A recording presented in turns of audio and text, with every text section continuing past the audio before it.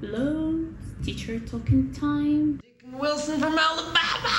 Good. English doesn't belong to us anymore. Bullshit. Yes. I don't give a... Shark. The third time it's too much.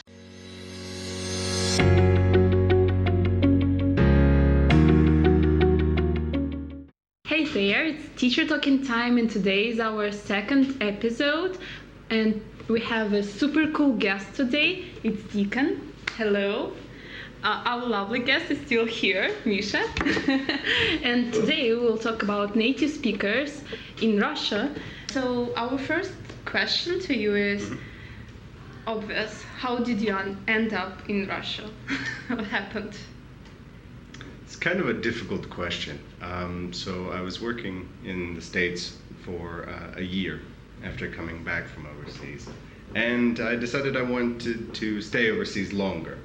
And then I decided to get my TEFL certificate and look for opportunities all over the world.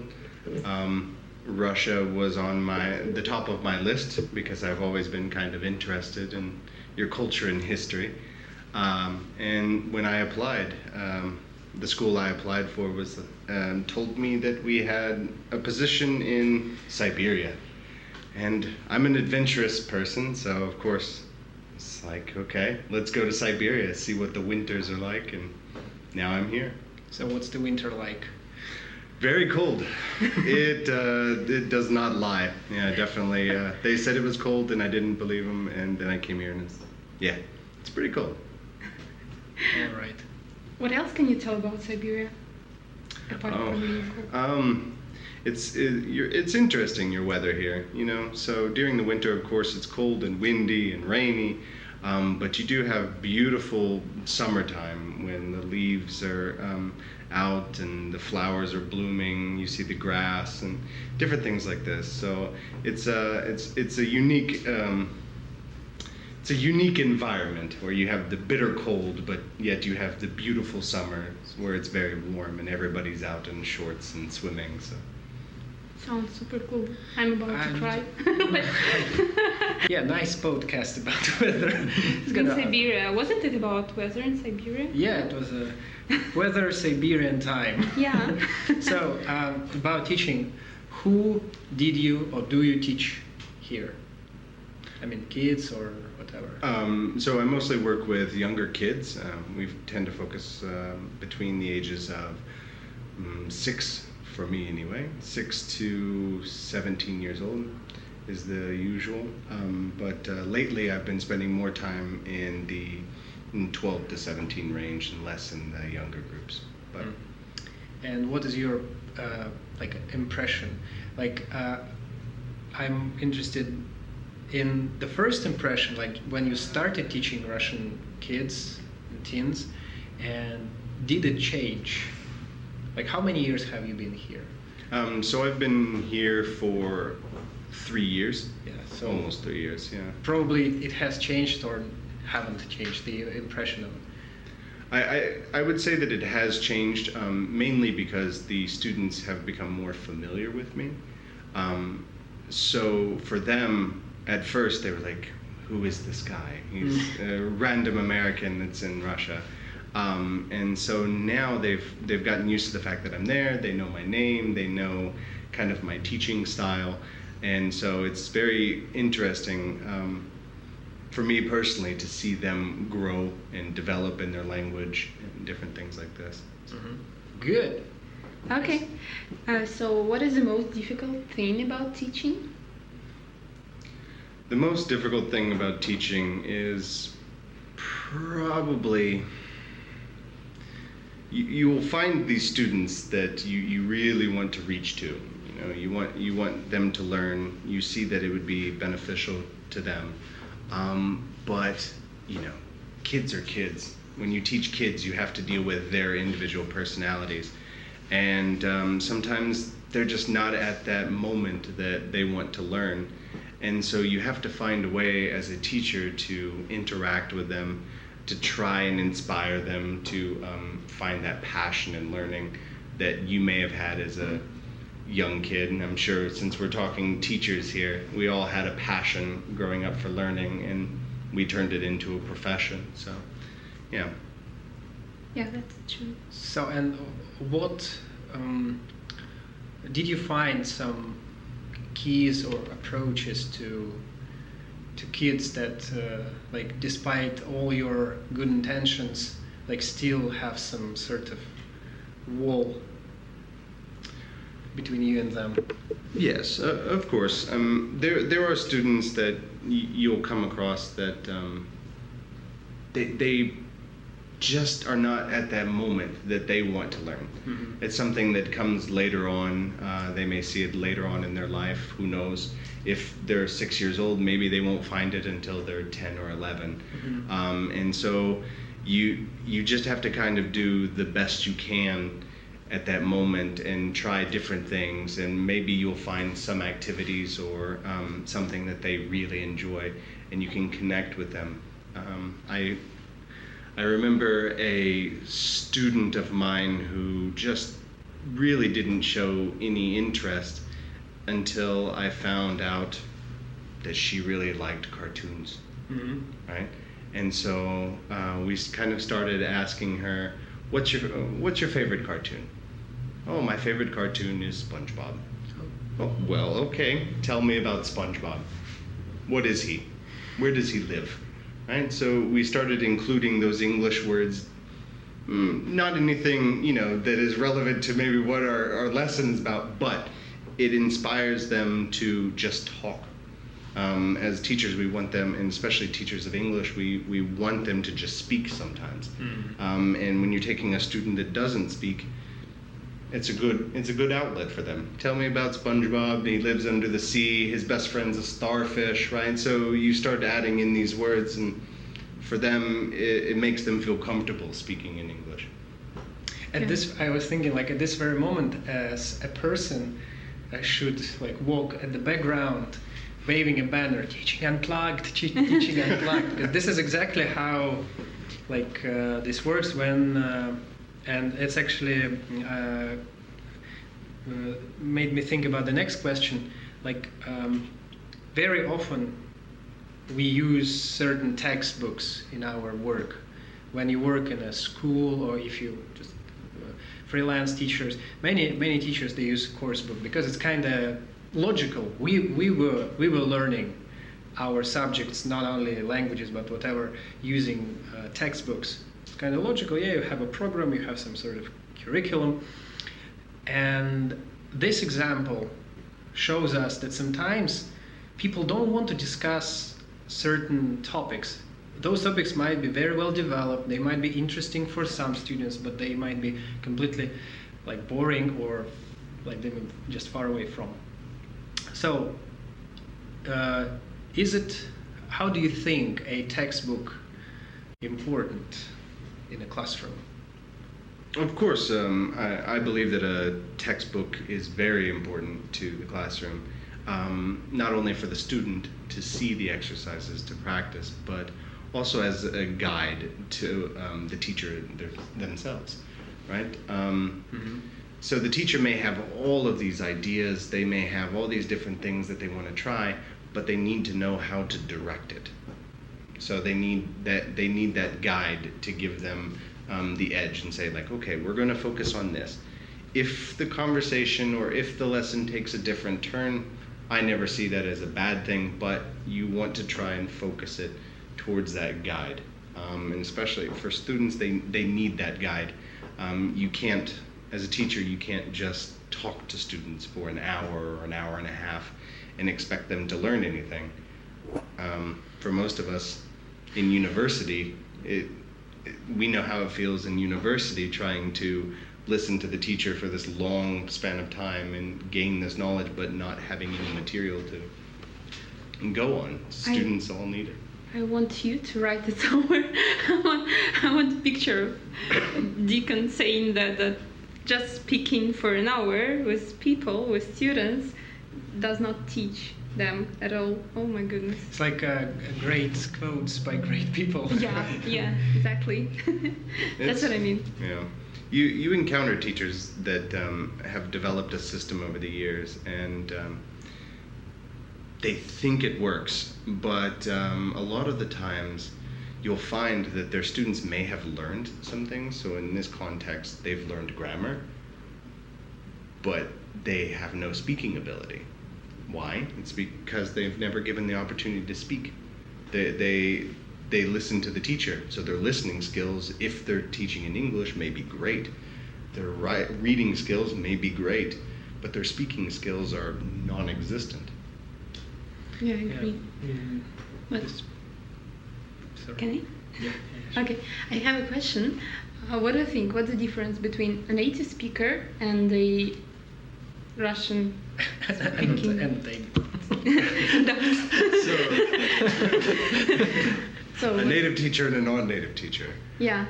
This is a rather difficult question, because I think that all teachers bring some sort of skills to the table.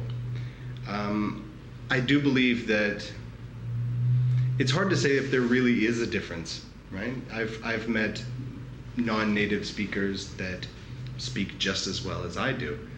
So it just really depends on the skill of the teacher. It doesn't have anything to do, are you a native, are you a non-native, have you lived in this country, have you not lived in this country, do you have a blue passport or not have a blue passport? We don't. But I can color it. But talking with you guys and interacting with you guys, I know how qualified you are as teachers. So for me, there really isn't a difference between non-natives and native teachers. It all just depends on your skill set that you bring to the classroom. And all classrooms are different. Some students prefer having a non-native teacher because it's easier to understand. You guys have gone through the process of learning English yourselves. You've learned what works for you, what doesn't work for you in terms of teaching. And so you bring these skills to the classroom to teach other students. And so some students prefer that. That's a very good, actually, very good thought. I've never thought about this from this perspective, that We can share experience. we can share experience of learning. Yeah. We've learned it, then we've learned how to teach it, and combining these two Exactly. things, we can give something. Yeah, because I many times I thought about how would I teach Russian to non-Russian speaking people, and it was difficult for me to imagine what would I do, and it's really, I don't know, I think it's really difficult to teach your own language. You need to go through a lot of trial and error episodes, situations before you know how to do it well, because how we learned studied Russian, it was a completely different thing. And did you have English at school? Yes, we have English classes. Our English generally focuses on writing and more of the literature side. So we read the famous things of The Great Gatsby, Shakespeare, different things, style, classics, yeah. The style of writing, the style of speaking at an earlier date. But I will say, as a teacher, I've had to grow myself to teach my own language. There's things that people have asked me questions about, and I've been unsure of and kind of have to look at, because it may have been something that I learned, but not necessarily in the classroom setting. It could be something that I, as a child growing up, listening to my parents, listening to my family speak, friends, it's just something that we develop naturally, whereas you guys have had to learn and study in your books and study in the classroom and practice. So, yeah. I once have seen a native speaker, and I had a lesson with a girl, and she was like, what's the difference between past simple and present perfect, that question, the usual one. And and I saw a native speaker there, and I was like, let's go and ask him, for sure, he will explain this difference. We came, and he was like, well, present perfect, could you remind me what's that? And I was like, oh my goodness, please don't listen to him, forget. He's just joking. Yeah, he's just joking, go away. We need to, because I do understand that sometimes it comes natural, and for him, It was I thought about this, and that shows us the difference between how we study Russian language at school and how people in America study English. So, as Deacon just said, they focus more on writing skills, on style, and I don't know, productive language, and we focus a lot on rules, different like spelling and types of sentences, types of grammar structure and stuff. And this is also how we studied English in early Russian, like post-Soviet Union times. We had grammar translation approach most of all, like rules. Okay, tenses was everything. Well, they were everything, like present perfect, present continuous. They had several names. Present continuous and present progressive was the same thing. It had two names. Yeah. So, I wanted to say something. I forgot. I know that you learn Russian. Yes. Are learning Russian, yeah? Currently learning. Yes, and did it help you in your teaching? Yes, absolutely. I think in a way it's very important that we understand where you're coming from, where the kids are coming from your language perspective. So, and sometimes it gives you extra help in the classroom. If a kid is asking a question, if you don't speak the language, then perhaps you will struggle with understanding what exactly they're looking for. Something as simple as, I don't have a pencil, right? When you learn the language, if some kid says this, then you can say, okay, well, here's a pencil. You can respond, but the important thing is to respond in English. Right? So you don't want to respond in Russian or ask the kid the question in Russian. You want to give them that practice in responding in English, and say, okay, well, here's a pencil. And then you may use it as a learning opportunity. And what is this? Right? So just kind of making sure that they understand, and the kid will usually repeat back, pencil. Good, here you go. Or ask him or her to say, now, ask me. Mm-hmm. Or ask in English. I don't have a pencil. Yeah, that's nice. Mm-hmm. That's cool. Yeah, so tell us, what are the biggest challenges for a native speaker in Russia? Specifically in teaching. In teaching. Okay. Yeah. I was going to say, I think for us is trying to understand our students who we work with. They all come from different backgrounds, but naturally you guys have somewhat similar cultures to each other, right? So when you're dealing with that, you kind of have to find your way with working with the students. Similar to what I said earlier, you have to understand where they're coming from, and this could be a problem in certain aspects, because you may try and come here and teach as you would in, say, America or something, and it just doesn't work that way, because you guys have learned a different way. You come from that different background. You have a certain style that you're used to. So something as simple as saying, okay guys, we're going to do a crossword puzzle today. Like, how do we do a crossword puzzle? What is this? Our teachers have never given this to us before.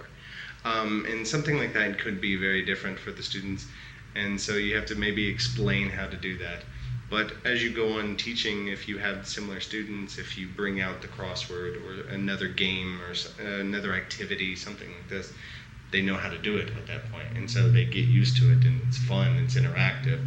So I think that would be the challenge. What about your personal challenges?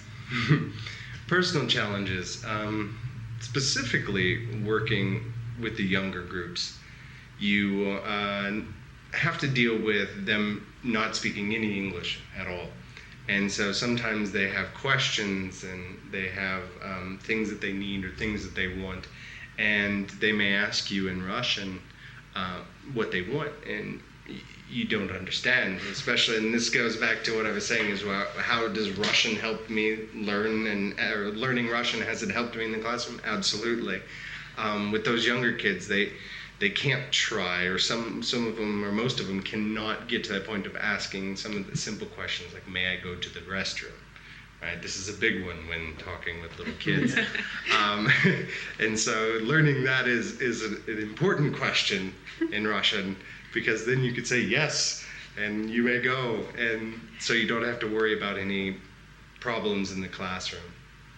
I see, okay. It's just like when I started teaching very young kids, like 4 or 5 years old, mostly 4-year-olds, it was kind of fear of mine that we didn't discuss last time. I just remembered now that what if the child wanted to go to the toilet but wouldn't be able to, would be too shy to ask, or would just danger, like emergency situation happen or something like this. Yeah, and it's I sometimes a bit overreacted, and I was trying to play, what you call it, like faster than the child would just ask, do you want to go to the toilet? Why are you blue? And after that, probably they wanted to go. We want to go to the toilet. I want to go now. Yeah, Even if they don't need to. They Go. for sure. You better go. But did you have such a situation? I mean, I never had. Like, nobody peed in the class. They're painters. Even me. Even you? Yeah. But No, they surprisingly they would just ask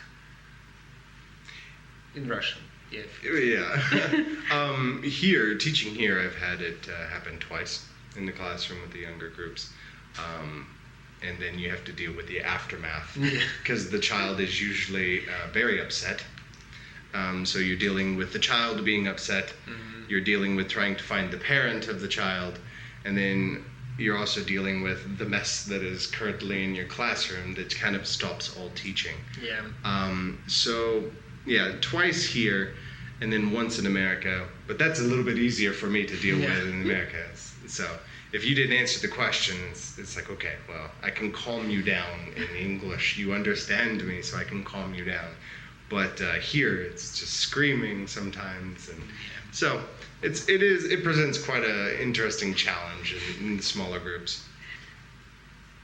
And one thing that we of course couldn't avoid, speaking of, is that shift, the global shift towards online teaching.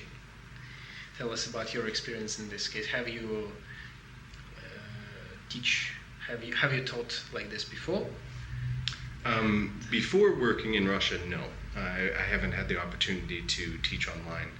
But since I've been here, of course, everybody has moved to online. If you're a teacher and you're still teaching, it's probably going to be online. It's unique. Yeah, that's for sure. It's very difficult. It presents vast amount of challenges to teachers, especially if you're not used to it. I think the biggest problem is maintaining the attention span. So especially with the younger kids, having the kids be able to pay attention to you for that hour while staring at a computer screen. They can do it while watching YouTube or any videos online, but when they're having to learn and focus on different activities, it's quite difficult. For me personally, I don't know how you guys would feel or other teachers would feel. I prefer being in the classroom. Mm-hmm. It's just my environment. It's what I feel better at doing, more comfortable at. I will do online because that is what has been presented to us at the moment. But for me, the classroom is a better situation. You can make sure that the kids are doing what they're doing in the books or on the worksheets. You can directly get responses from them when you're staring at them, or it can be intimidating for a child. But when they're online, you have to worry. Oh my goodness! I was like, what was happening? Intimidating 101. But when you're online and these kids are in their own homes, they have all distractions, right? Yeah. Countless times you're doing a lesson and you see a cat or a dog or a brother or a sister, an aunt or uncle. We're all together. They're all together, and so it kind of makes things a lot more difficult to do. True. Yeah. For me, in my opinion, and this is just my opinion, but I think there should be a certain age where online is effective and not effective. In my opinion, after below a certain age, they're really losing on that learning opportunity because they just are not at that point that they have the attention span or have that drive to be in their own homes and studying online. When you have the higher groups, so the teenagers, this is much easier because 16, 17 years old, they're online most of the time anyway. Yeah. So It's their environment. it's their environment, so you're meeting them in their environment and it feels comfortable for them. And a lot of them are at that point that they're okay with not going outside. They like to be inside. So. By the way, talking about teenagers, I've noticed that, and maybe younger teenagers and older teenagers, like from 13 up to 17, I noticed that those teenagers who were shy and reserved in the classroom, they opened up in online, mostly because many of them were able to switch off their cameras. Right. We could only hear them, so it was their comfort zone, and it helped them to get rid of their fears and anxiety, and they finally were able to focus on like language acquisition. Mm-hmm. What they needed to do. Yeah.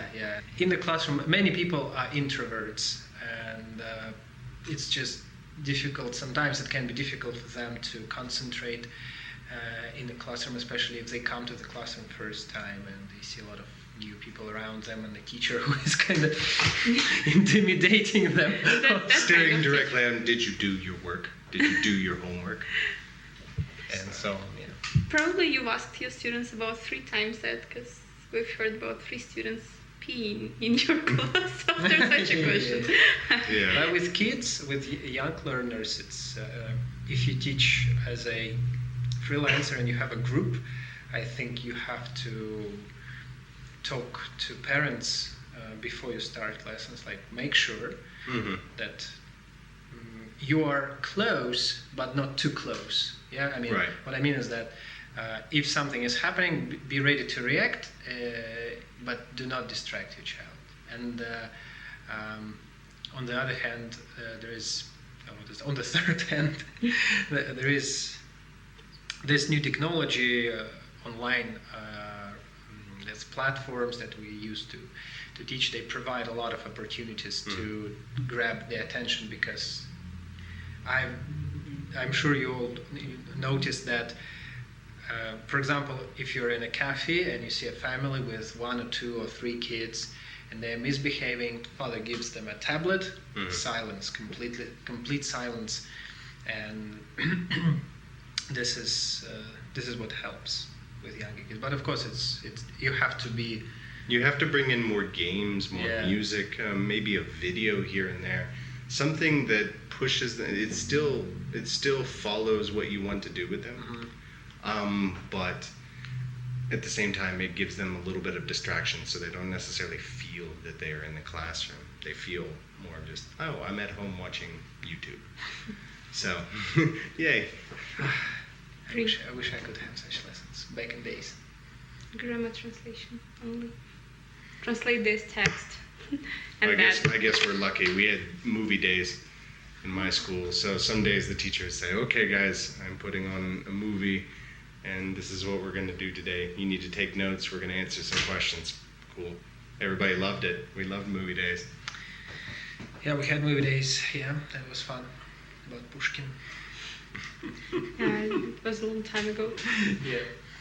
Okay. The final question that we have time for, which for me personally, it has been a very, kind of thing that I many times thought about this, and many people asked me this question about accent and pronunciation. Mhm. So,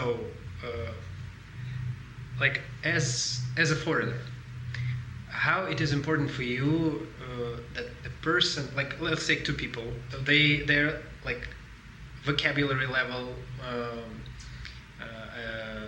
speaking capabilities are equal, but one is speaking like this, and the other person articulates, intonation is proper and everything.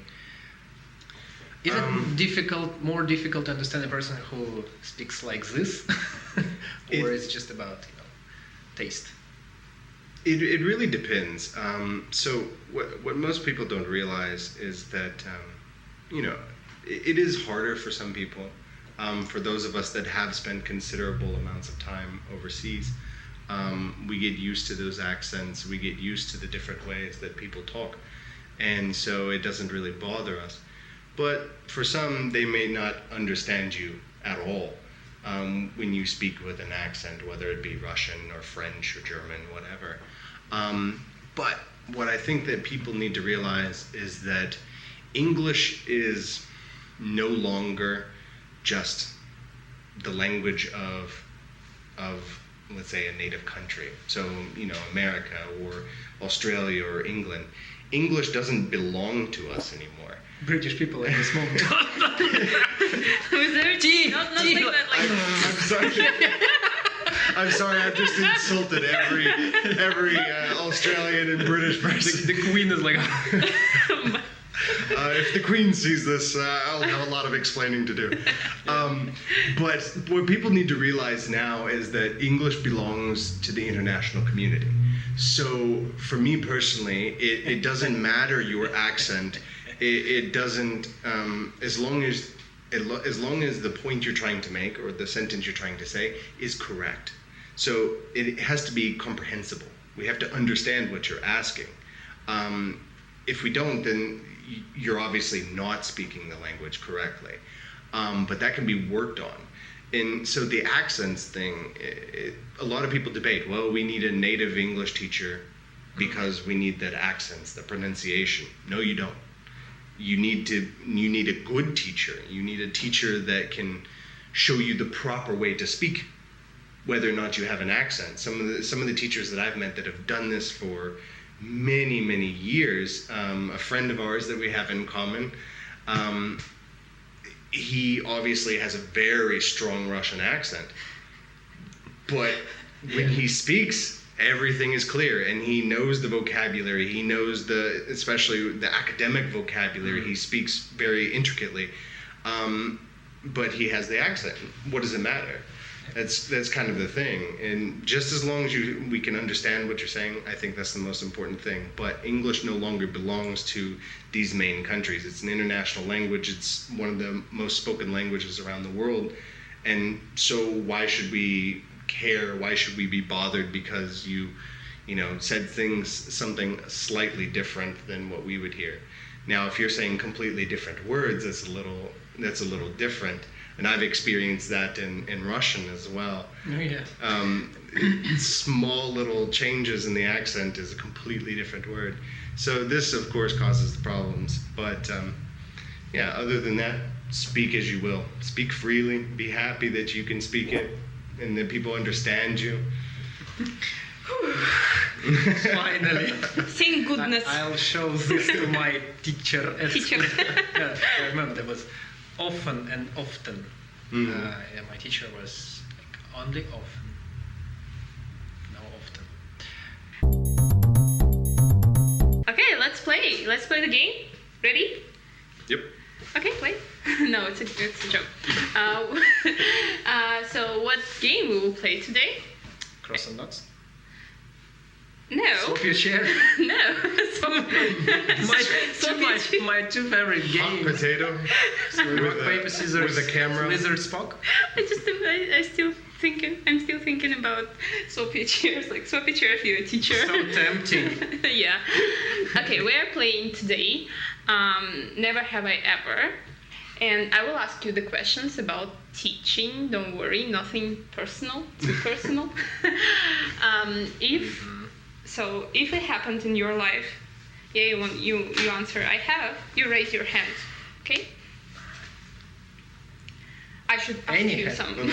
Yeah, so we should work out our arms. Yeah. No, it's not who is faster, it's just yes or no, yeah? Well, we'll see. Okay. So, again, if it's about you, what do you do?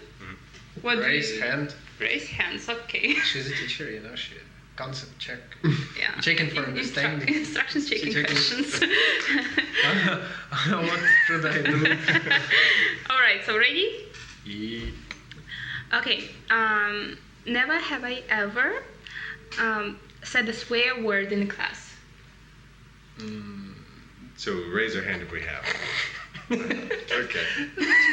What was it? Couple of hundred times. Completely by accident, yeah. No. Actually, I'm pretty sure that, working at another teacher's lesson, I've said it to one boy that was giving me a particular hard time. It wasn't anything bad, but he just didn't feel like doing something, and he was arguing with another child, and I was like, I don't give a Shark. a shark. And Is bullshit a swear word? yes. Oh, okay. Peep. Yeah, well, Did he understand that you said something bad?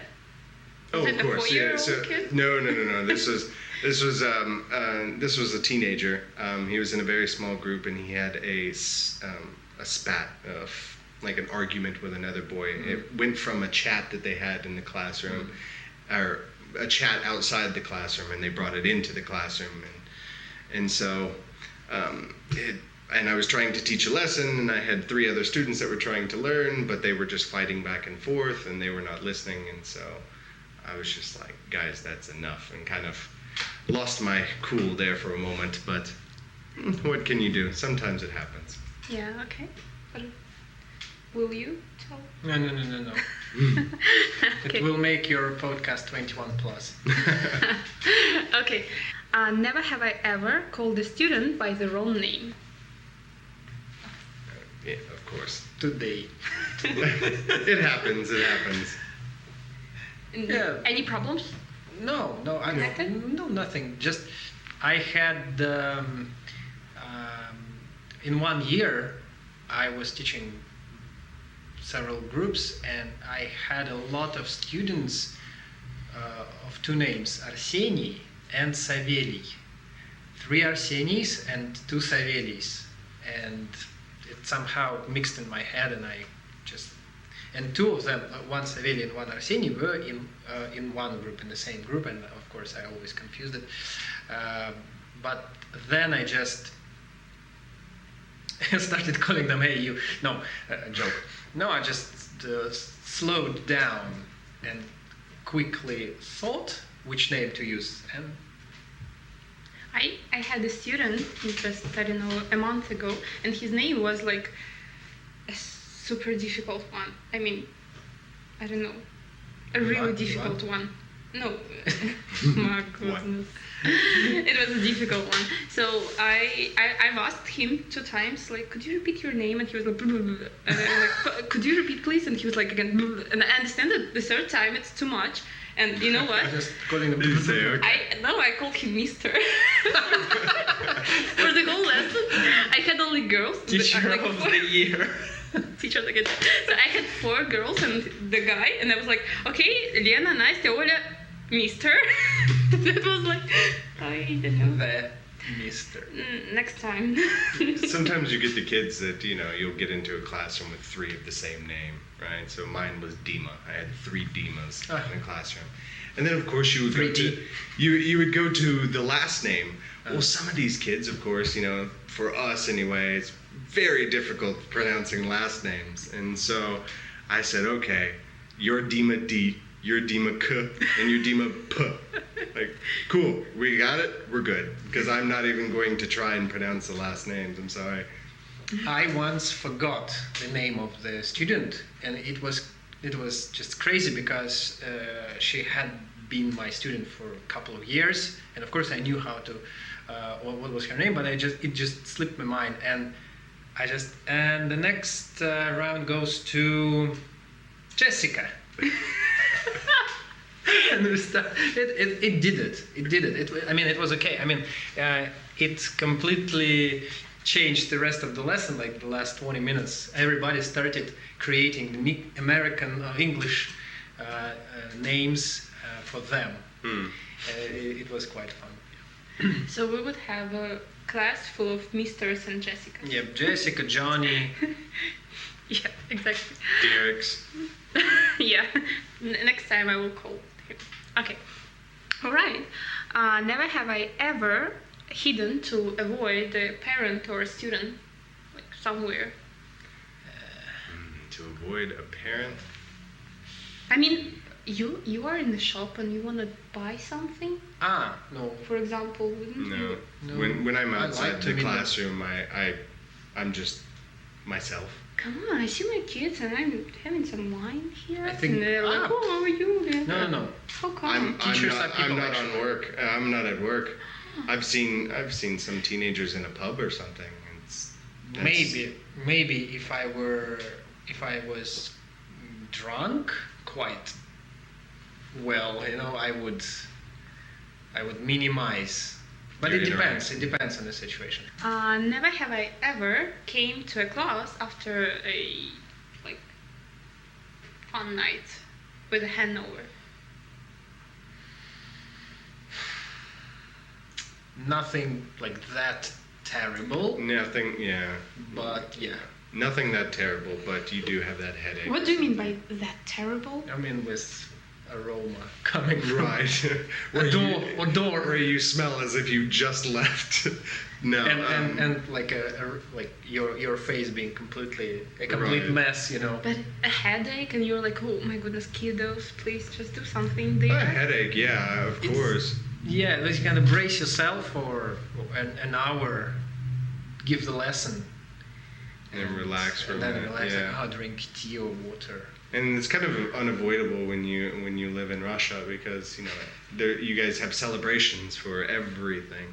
So it's somebody's birthday, it's an aunt's or a brother's or a sister's birthday. It's I don't know, Russia Day. It's Russia Language Day. It's the day of parades. It's the day of military. Celebrating the sun. I don't know. For sure So we have this. everybody, of course, it's an integral part of your culture to get together, have fun, and spend time with each other. So of course, I like to participate in those as well. So of course, you have work the next day, and your head hurts, and you just say like, okay, guys, please don't scream. Movie day. Unfortunately, we can't give movie days, yeah. But you just say, don't scream, just let's keep the voice low. And here's your crossword. here's your crossword puzzle. I would like you to here's a book. Please read chapter 5, 6, 7, and 8. Mock test today. So, no, I mean, every teacher probably experiences that at some point. It's the same as if you're sick and, sometimes you may be sick and you still have to do the job. It's your own fault, really. But. Last one. Never have I ever came to a class, without a lesson plan. Oh, yeah, of course. Okay. It happens. It happens, yeah. It happens, What yes. did you do? Well, it depends on when. For example, when I just started teaching, for example, first 3 years, I never came to class without a plan because I prepared well in advance and re-prepared sometimes. Then gradually, bit by bit, you have certain activities in your head, you have certain repertoire of things that you can do without any preparation. Mm-hmm. Again, teaching unplugged. You're just reading this book, that's why it Finished comes to reading you. it, yeah, it's stuck somewhere. Yeah, so and you just know what to do approximately. You know some kind of a skeleton of the lesson. of course, such lessons often lack certain, things. It could have been done better, but with experience, those lessons are still okay. I think for me, that's one of the most useful skills of a teacher.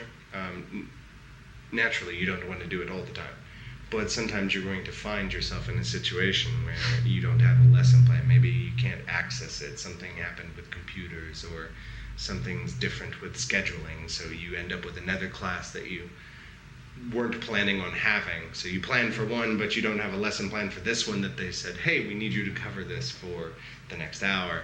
That happens. And so an important teacher skill is our ability to adapt and improvise in the classroom. Similar to what he was saying with, you may have a lesson plan, but it doesn't necessarily have the power behind it or what they need to really focus on. So you have to improvise in the classroom, and if you don't have a lesson plan, that skill becomes very useful. You start pulling tricks and games, activities, and English from all different parts and saying, okay guys, we have created a lesson in the lesson. So yeah, it just depends. You can give the initiative to the learners. Like, okay guys, today you're in charge. What do you want to talk about? Yeah. Of course, you can't say this to 4-year-olds. I don't know, but of course, They're just gonna look at you. Well, let's dance. Well, with younger kids, TPR is your ally. Yes, you can do many things. You can prepare some coloring really quickly, even if you have just 5 minutes. Work on basics, ABCs, tracing. Yes, Tracing is very good. Reading and skills. games. Go outside the classroom, take some cards and ball sometimes. For such situations, what any teacher, I think, must do is to always look for some resources. I mean, internet resources, or like online resources or offline resources, just to have, like a musician, for example. Any proper musician has, like, I don't know, at least 10-15 songs. Like a piano player or guitar player, they have some Memorized, memorized songs they can play anytime without much preparation. Same for the teachers, I think. So it helps you in a situation when you don't have time to prepare for the lesson, and it also helps you when you are preparing for the lesson. And okay, you have a topic, and you are developing a lesson plan, and you understand you don't have to search through the whole internet or through the whole library in the school where you work, wherever. It's in your mind already. It helps a lot. You know the websites, you know the different activities that you've probably done before with another group. You can pull those really quickly and say, okay, we're going to do the same thing. Let's see how it works with this. Okay, so let's stop here. Thank you so much. Thank you for watching. Thank you, Deacon, for coming. Thank you for inviting me. It was so interesting to talk to you.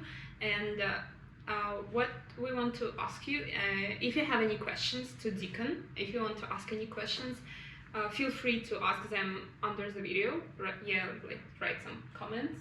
Yeah. Don't forget to share it. Don't forget to write something to us, like how cool we are or something. How terrible we are. Well, yeah, why not? Our communication doesn't stop when the video stops, so please welcome to the comment section. And goodbye. Goodbye. Bye bye.